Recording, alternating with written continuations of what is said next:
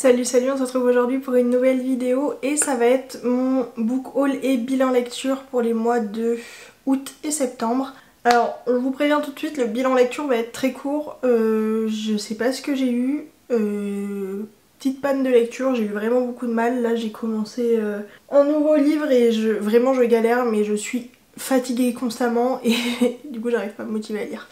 Bref, du coup en 2 mois je n'ai lu que 4 livres, vraiment nul à ce bilan, voilà. On va essayer de pas être vulgaire. Mais vraiment je sais pas ce qui s'est passé, il va falloir que je me remotive parce que pas le tout, mais j'ai quand même un challenge à réussir et puis j'aime bien lire donc ça m'embête un peu de ne plus réussir, voilà.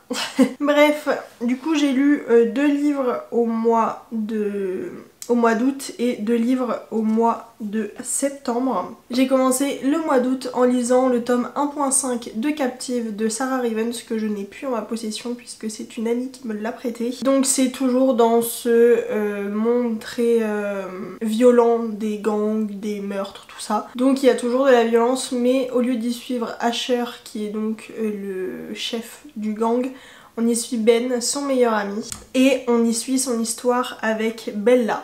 Je vous avais dit pour le premier tome de Captive que j'avais pas forcément été fan des personnages principaux mais que j'avais adoré les personnages secondaires, notamment Ben, et c'est ce qui a fait que j'ai tenté de lire ce tome là. C'est aussi pour ça que Emma me l'a prêté, en fait on en parlait et elle m'a dit bah j'ai le tome sur Ben donc si jamais ça peut te donner envie de continuer la série et de la finir, voilà, autant que tu lises d'abord celui-là avant le tome 2. Et je pense que j'ai bien fait parce que du coup j'ai quand même vraiment bien accroché, j'adore Ben, vraiment ça m'a convaincue et Ben et Bella ensemble, alors là, voilà, c'est encore meilleur. Et j'ai beaucoup aimé découvrir Asher au travers du regard de Ben. Je trouve que j'ai découvert un autre Asher, voilà, je trouve qu'il était beaucoup plus doux, beaucoup plus sympathique en tout cas au travers des yeux de son meilleur ami et de tous les personnages secondaires, donc voilà. Mais du coup je pense que ça m'a donné quand même envie de lire le dernier tome de Captive, il me reste plus que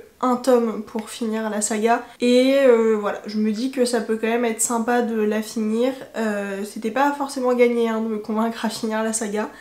Mais ce tome là m'a convaincue parce que j'ai l'impression qu'en tout cas le développement du personnage de Asher peut être quand même très intéressant. Donc voilà. Et donc voilà pour le tome 1.5 de Captive que j'ai quand même bien aimé. En tout cas je suis quand même contente d'avoir continué la saga, je pense que ça aurait été, alors pas forcément dommage, mais en fait il y a vraiment des passages et des moments clés dans ce livre là que j'ai apprécié et j'ai pas envie de vous spoil.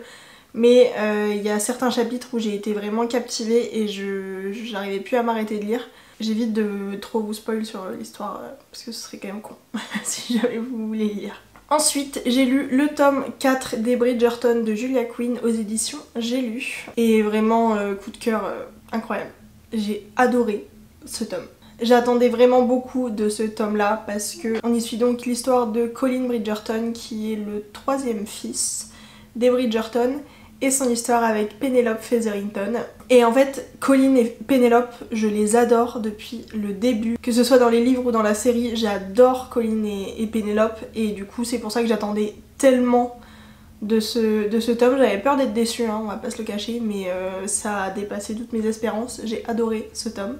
Et en fait j'ai beaucoup aimé voir l'évolution de leur relation d'amis à amants, toute la complexité des personnages en fait, parce qu'on en découvre beaucoup plus sur les personnages au travers de cette histoire là. On découvre vraiment bien plus en profondeur la personnalité et les difficultés que peut avoir Colin en étant le 3e fils Bridgerton. Et si je peux faire une petite mention spéciale pour les scènes explicites qui étaient excessivement bien écrites, je pense que ça fait partie des scènes explicites les mieux écrites, en tout cas à mon opinion.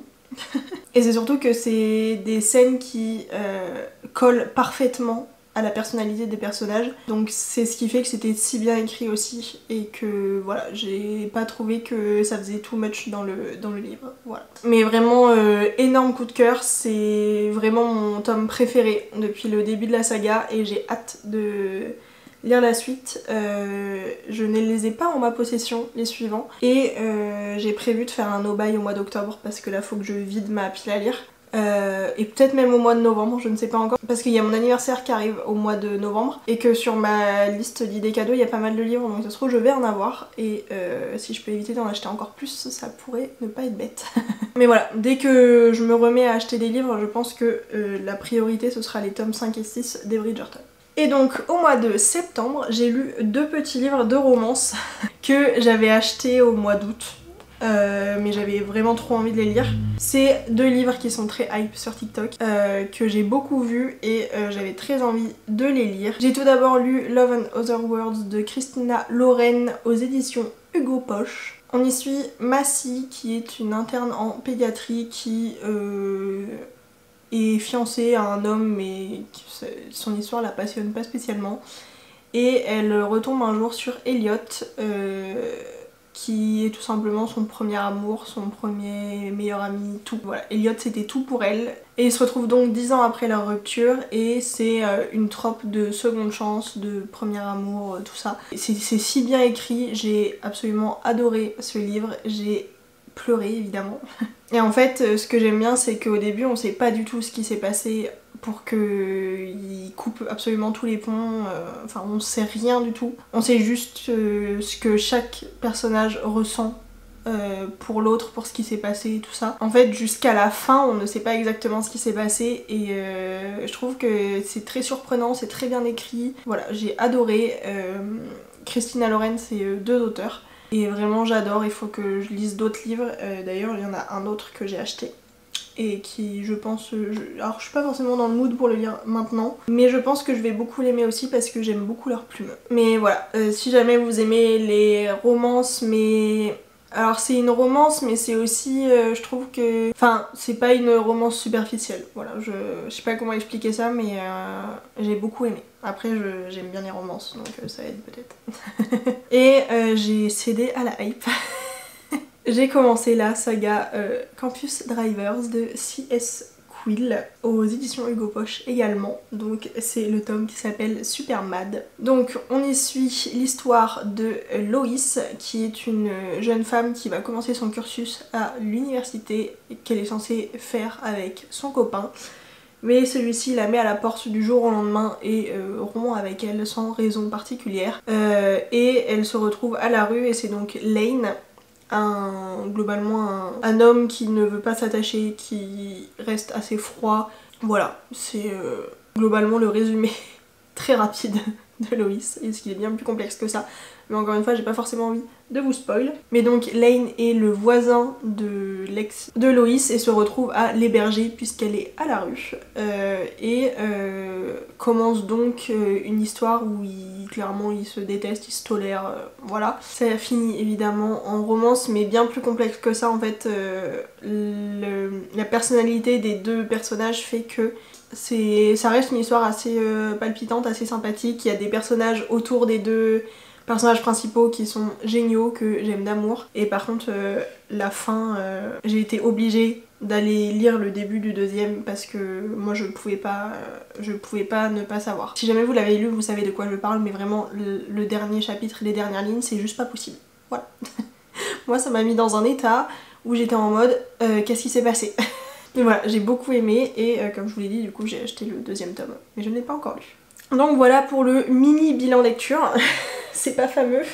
Là j'ai pas mal de livres à lire, surtout que je vous ai fait ma pile à lire pour le Greek Mythology Books Challenge que je vous mettrai dans le petit i. Autant vous dire que je suis loin d'avoir réussi le challenge parce qu'on est le 1er octobre et j'ai lu même pas... Si bah du coup j'ai lu 2 livres. Voilà.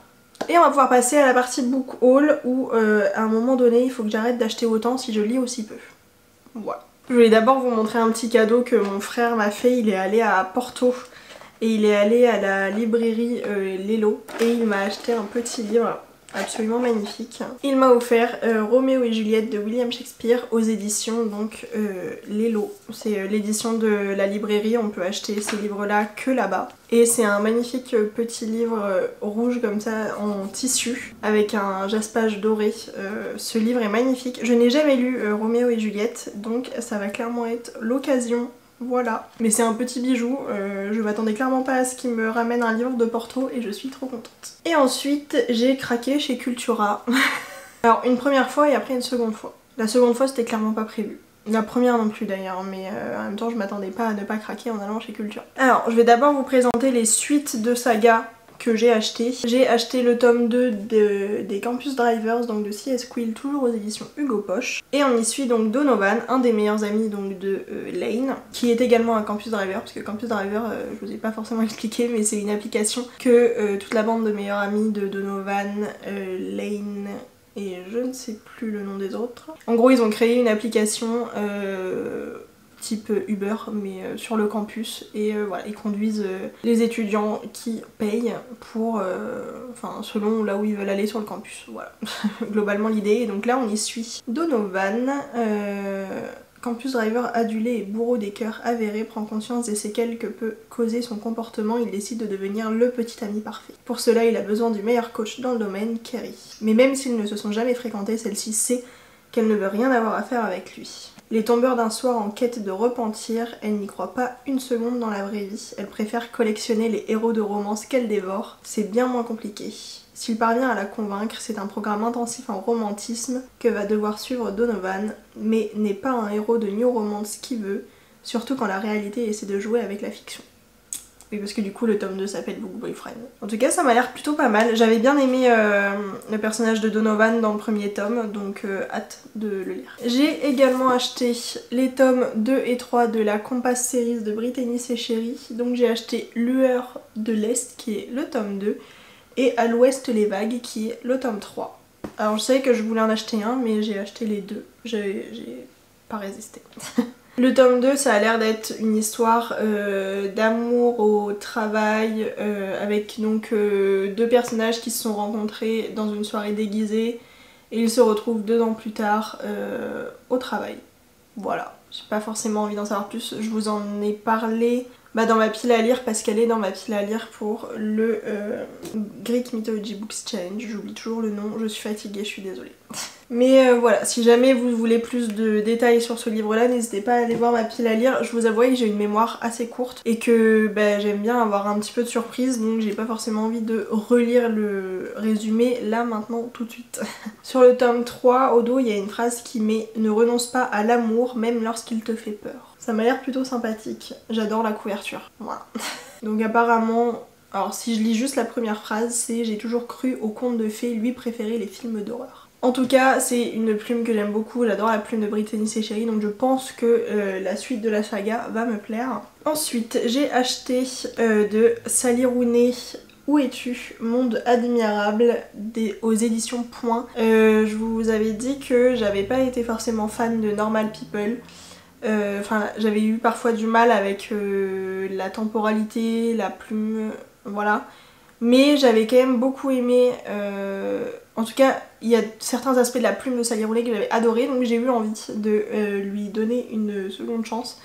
Et j'ai acheté ce livre là et on y suit donc plusieurs personnages qui sont soit à Dublin, soit dans un village isolé et tout simplement c'est écrit après Normal People. Sally Rooney dépeint les rêves et les déceptions de ces enfants du siècle avec une justesse remarquable.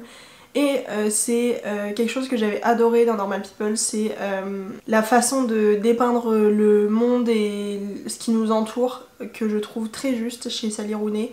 Elle a vraiment une façon de montrer le monde dans lequel on habite de façon vraiment très vraie et c'est ce que j'avais adoré, donc je pense que il est possible que j'aime beaucoup ce livre là. En tout cas je pense que je place beaucoup d'espoir dans ce livre. J'ai ensuite acheté un livre sur lequel j'ai craqué pour la couverture et aussi parce que il y avait une histoire de librairie et je trouve ça me donne trop envie. J'ai acheté Coup de foudre à la librairie des cœurs brisés de Annie Darling aux éditions Hauteville. J'aime beaucoup la couverture illustrée, voilà. Jeune femme introvertie et fan de Jane Austen, Verity Love est très heureuse avec ses petits amis imaginaires. Mais sa vie se complique lorsqu'un quiproquo l'oblige à se faire passer pour la nouvelle conquête d'un parfait inconnu.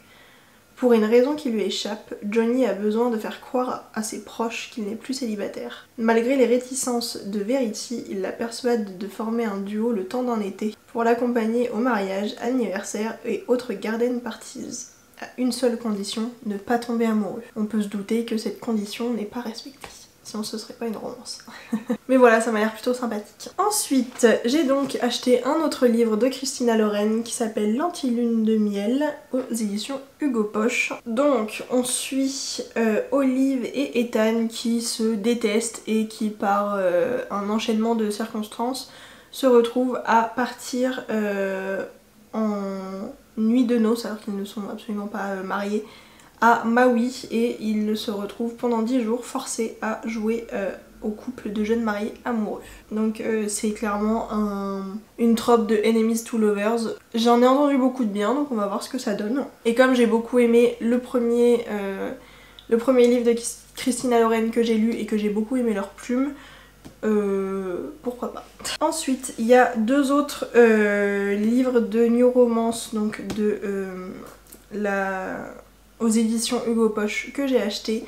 J'ai acheté mon premier Morgane, mon comble, donc Nos âmes tourmentées. On y suit donc Azalée qui se retrouve forcée à revenir à Charleston après la mort de sa mère. Alors qu'elle s'était promis de ne jamais retourner à Charleston. Et c'est écrit, elle était loin de se douter qu'un seul été suffirait à bouleverser tous ses principes. Car Azalée n'est pas dupe, son nouveau voisin, le séducteur et tatoué Eden, semble bien décidé à percer tous ses secrets. J'ai entendu dire que beaucoup de monde avait pleuré sur ce livre, donc on verra si je me déshydrate. Comme j'ai adoré le premier tome de la saga Compass série de Brittany Chéri, j'ai décidé d'acheter le premier tome d'une autre saga de cette autrice. J'ai donc acheté le tome 1 de London and Shay, toujours aux éditions Hugo Poche. Et ça a l'air d'être une histoire encore une fois de enemies to lovers, donc Shay et London se détestent depuis toujours, mais il va y avoir un pari. Donc London doit faire en sorte que Shay tombe amoureuse de lui avant que lui ne tombe amoureux d'elle. Mais lentement tout se complique, voilà, ils vont encore une fois tomber amoureux, sinon c'est pas drôle. Et voilà, ça m'a l'air encore une fois plutôt sympathique. C'est une romance quoi. Ensuite, j'ai craqué pour un auteur que j'ai envie de lire depuis très longtemps et surtout pour une couverture.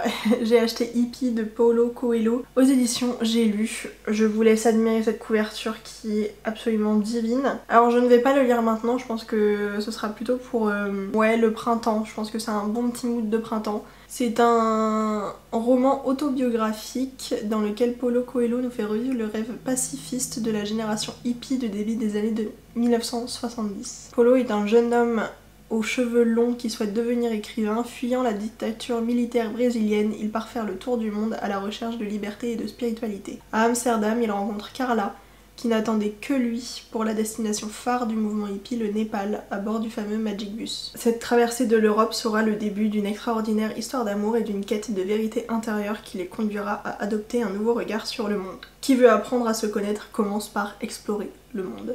Voilà, ça m'a l'air, ma foi, très sympathique, je pense que ce sera vraiment sympa au printemps. Je me vois pas vraiment le lire en automne-hiver, je trouve que c'est pas vraiment un mood automne-hiver, notamment au niveau de la couverture, on va pas se le cacher. Mais voilà, ça m'a donné beaucoup trop envie. Je l'ai acheté quand il faisait 32 degrés, 35 degrés, donc c'était plutôt bien dans le thème. Mais là c'est bon, je suis dans mon mood d'automne. Et pour finir le book haul, j'ai acheté un livre dont j'ai entendu parler absolument partout. Encore une fois, un début de saga. Faut vraiment que j'arrive à en finir parce que là, ce n'est plus possible. J'ai acheté Le sang et la cendre de Jennifer L. Armentrout aux éditions J'ai lu. C'est donc sorti en poche, absolument adorable, la couverture est magnifique. Choisie à naissance pour inaugurer la nouvelle ère de son royaume, Poppy n'a jamais vraiment été maîtresse de sa vie. Recluse et surprotégée, son existence se résume à attendre inlassablement le jour de son ascension qui fera d'elle la garante de l'avenir du royaume. Mais veut-elle vraiment de cette destinée? Son cœur n'aspire qu'à se venger de ceux qui ont causé son malheur, et quand Hawke, appelée à devenir son garde personnel, fait irruption dans sa vie, tout ce qu'elle tenait pour acquis vole en éclats. Est-elle prête à se mettre les dieux à dos et à risquer la vie de milliers de gens pour satisfaire ses ambitions?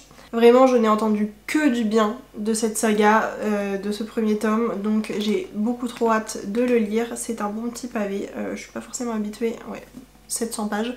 Je suis pas vraiment habituée à lire des si gros livres, mais ça m'a donné trop envie, je ne pouvais pas ne pas l'acheter. Voilà. Et ben voilà pour cette petite vidéo. Donc comme prévu, au mois d'octobre, je n'achète rien. Voilà, parce que là je commence à avoir trop de livres à lire, ce n'est plus possible. Et quand je regarde le rythme de lecture que j'ai eu les 2 derniers mois, à un moment donné, il faut peut-être se calmer un petit peu.